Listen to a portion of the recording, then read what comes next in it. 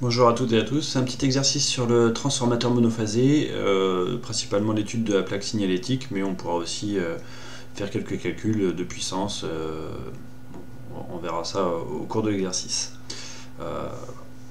Donc il s'agit d'un transformateur monophasé où sur la plaque signalétique il est indiqué 230 volts, 12 volts, 24 VA, 50 Hz, donc on va voir ce que signifient déjà ces grandeurs.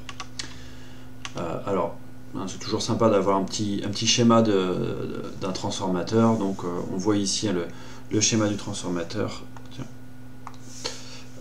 Donc avec le bobinage primaire qui est ici, le bobinage secondaire qui est ici, et puis les deux traits qui sont au milieu représentent le couplage magnétique entre le primaire et le secondaire. Donc je rappelle qu'il n'y a pas de liaison direct entre le primaire et le secondaire, ce qui permet d'avoir notamment un isolement galvanique. Bref. Et puis donc on place un U1, I1 les tensions et courants au primaire, et U2, I2 les tensions et courants au secondaire. Et puis ici j'ai représenté une charge d'impédance Z. Alors voilà, ça ressemble à une résistance, mais voilà, c'est plutôt une impédance globale. Ça peut être une résistance, une inductance, voilà, n'importe quelle charge, peu importe. Alors 230 volts, qu'est-ce que ça va signifier? Ça c'est la tension nominale au primaire, qu'on va noter U1N.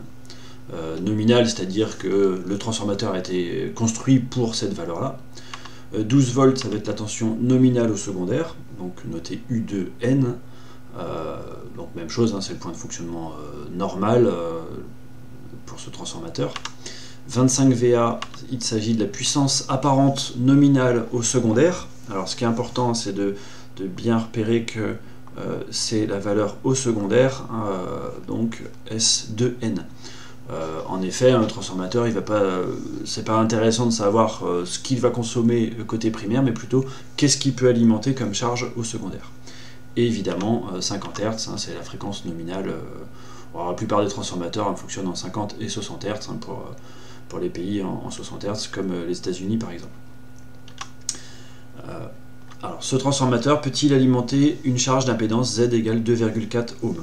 Et on va, pour cette question, négliger la chute de tension pour que ce soit un peu plus facile. Donc, ce qu'on peut faire, c'est calculer la puissance apparente, oui, au secondaire, S2, ça va être donc U2 fois I2. Et puis, I2, on sait que c'est U2 sur Z. Alors je vais peut-être même écrire Z2 pour bien préciser que tout ça c'est côté secondaire. Il s'agit de la charge ici, donc au secondaire. Je peux lui mettre plutôt un indice 2. En général, on met un indice systématiquement. Et donc ça va nous donner S2, ça va être U2 fois I2 avec I2, c'est U2 sur Z2. Donc ça va me faire un U2 au carré sur Z2. Si je veux calculer directement la valeur. Donc ici, ça va nous donner 12 au carré sur donc 2,4, et je vais trouver 60, peut-être environ égal, 60 voltampères. Ok, alors je remarque que la puissance apparente nominale est bien plus importante que cette puissance apparente, est bien plus importante que la puissance apparente nominale qui était de 25 VA. Donc c'est supérieur à S2N, donc c'est pas possible d'alimenter cette charge. Ça voudrait dire que le courant au secondaire consommé par la charge serait beaucoup plus grande que le courant nominal, et donc il y aurait trop d'échauffement dans le transformateur, et puis il finirait par cramer, un fil voilà, fondrait, puis le courant pourrait plus passer, etc. Alors on a toujours sur les transformateurs des fusibles qu'on place au secondaire, au moins des fusibles, ou ça peut être un disjoncteur, et donc on suppose que le transformateur serait quand même protégé si jamais on essayait d'alimenter une charge qui consomme trop de puissance apparente, donc trop de courant. La puissance apparente, c'est toujours l'image du courant. Donc on ne peut pas alimenter une charge avec une impédance aussi faible. Alors plus l'impédance est faible, et plus le courant va être élevé pour une même tension. Alors au passage, j'avais marqué négliger la chute de tension. Effectivement, le transformateur, on le reverra dans un autre exercice, va avoir une tension secondaire qui va dépendre de la charge, ou plutôt du courant consommé au secondaire. Donc si le courant est plus important, la tension va être un peu plus faible. Donc hein, le 12 volts qui est ici, ce serait peut-être pas 12 volts, mais peut-être un petit peu moins. Ce serait peut-être 11,6 hein, si jamais j'essayais d'atteindre ce point-là. Donc la puissance apparente serait légèrement plus faible, mais en tout cas largement supérieure aux 25 VA disponibles en gros pour ce transformateur. Passons à la question suivante. Donc cette impédance, elle est trop faible, donc trop de courant, etc. Calculer l'intensité nominale au secondaire de ce transformateur. Alors ça c'est pas très compliqué, hein. On va simplement dire que la puissance apparente nominale, c'est la tension secondaire nominale fois l'intensité efficace du courant nominal. Et donc I2N, ça va être S2N sur U2N. Donc si je prends 25 VA divisé par 12 volts, hein, ce que m'indique le constructeur, je vais trouver un courant nominal de 2,08 ampères. Voilà. Donc encore une fois, hein, si le courant est plus élevé, le transformateur sera en surcharge. S'il est plus faible, donc tout se passera bien. Alors il peut être surdimensionné, hein, ce qui n'est pas forcément très bon d'un point de vue du facteur de puissance par exemple. Donc on surdimensionne légèrement tout le temps un transformateur, mais pas trop pour qu'il ait des caractéristiques correctes, un rendement correct et un facteur de puissance correct. Quelle est l'impédance minimale que ce transformateur peut alimenter? Alors on peut calculer Z2 minimum, donc plus l'impédance est faible, plus le courant va être élevé, hein, d'où cette valeur minimale. Donc ça va être U2N sur I2N, il est fait pour ce point nominal, hein, et donc si je calcule cette valeur là, donc 12 sur 2,08, je vais trouver environ 5,76 ohms. Donc je ne peux pas aller sur une impédance qui est plus faible que 5,76 ohms.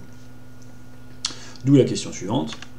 Ce transformateur est utilisé pour alimenter une charge inductive d'impédance 5,9 ohms, donc effectivement je suis supérieur au 5,76 que je viens de trouver, et de facteur de puissance 0,9. On va calculer l'intensité consommée par la charge. Donc I2 ça va être U2 sur Z2. Et même chose, hein, alors je suis très proche du point nominal, donc la tension, hein, je vais considérer que elle vaut effectivement 12 volts.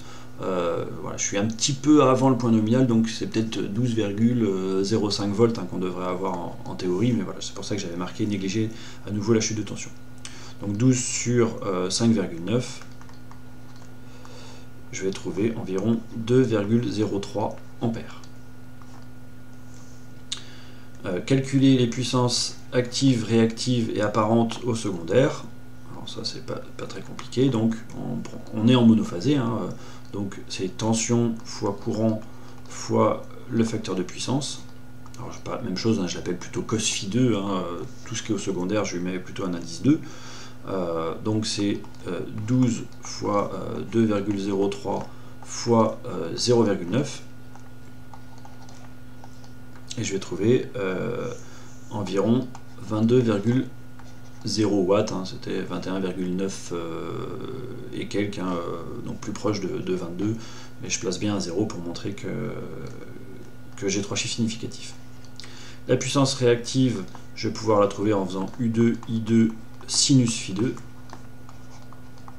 donc 12 fois 2,03 fois, alors je vais faire le sinus de arc cosinus, cosinus inverse de 0,9, et on trouve environ 10,6 voltampères réactifs. Et enfin la puissance apparente, alors j'aurais pu la calculer avant, je pourrais faire racine de P2 carré plus Q2 carré, ici ça me semble plus simple de faire directement U2 fois I2, hein, mais bon, il y a toujours pas mal de possibilités, donc 12 fois 2,03, ça va me donner 24,4 VA si je ne me suis pas trompé dans les calculs. Ok, et puis dernière question de cet exercice, on me demande de calculer les puissances actives, réactives et apparentes au primaire, cette fois-ci, ainsi que le facteur de puissance au primaire. Eh bien, il se trouve que je ne peux pas faire ce calcul-là, je vais marquer un calcul impossible, il me manque des données sur le transformateur. Je sais que P1 va être légèrement supérieur à P2, puisque au côté primaire, je vais avoir la puissance au secondaire, plus les pertes dans le transformateur. Il y a deux types de pertes, les pertes fer dans le circuit magnétique en gros, et les pertes cuivre du passage du courant dans les enroulements en cuivre. Donc P1 c'est P2 plus les pertes, et en fait là j'ai pas assez de données. En général, ces pertes, on va les estimer grâce à des essais. Les pertes fer lors de l'essai à vide, les pertes cuivre lors de l'essai en charge. Et donc, même chose pour la puissance réactive, puissance apparente. Je peux faire une estimation du courant au primaire à partir du rapport de transformation, etc. Mais voilà, tout ça, je le traiterai plutôt dans un autre exercice.